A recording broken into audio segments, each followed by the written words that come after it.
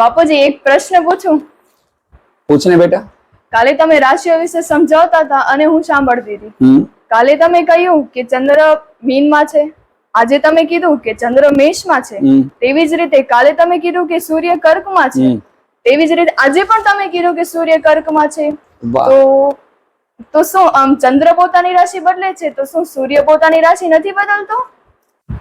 વાહ બેટા, બહુ સરસ પ્રશ્ન છે તારો. પ્રશ્ન એવો છે કે ચંદ્રએ રાશિ બદલાવી તો સૂર્યએ કેમ રાશિ ન બદલી? રાશિ તો બધાય ગ્રહ બદલે છે, પણ એનો સમયગાળો અલગ અલગ હોય.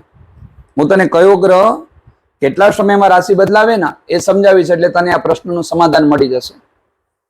સૂર્ય છે ને, એને રાશિ બદલતા પૂરો 1 મહિનો લાગે. એક રાશિમાંથી બીજી રાશિમાં સૂર્ય જાય ને 1 મહિનાનો સમય લાગે. કેટલો?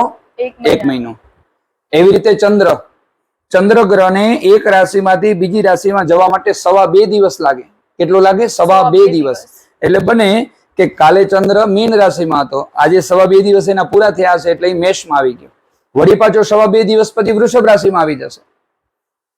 પછી મંગળને 45 દિવસ લાગે આખી રાશિ બદલતા. પછી બુધને 1 મહિનો, ગુરુને 13 મહિના. ગુરુ 13 મહિના પછી 1 વર્ષ આખું આમ નીકળી જાય. ગુરુ જે વર્ષમાં ગુરુ ચાલુ હોય આખું વર્ષ ગુરુ એ જ રાશિમાં હોય.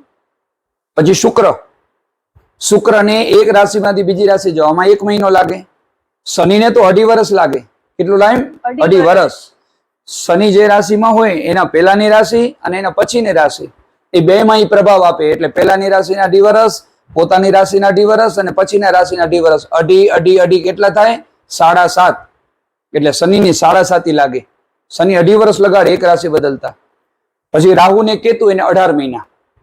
એટલે દરેક રાશિનો એનો જે ગ્રહ, દરેક ગ્રહ છે એને રાશિ બદલવા માટે અલગ અલગ સમય છે.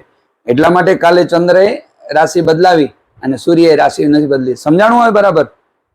તમને બધાને સમજાઈ ગયું? ધન્યવાદ પિતાજી.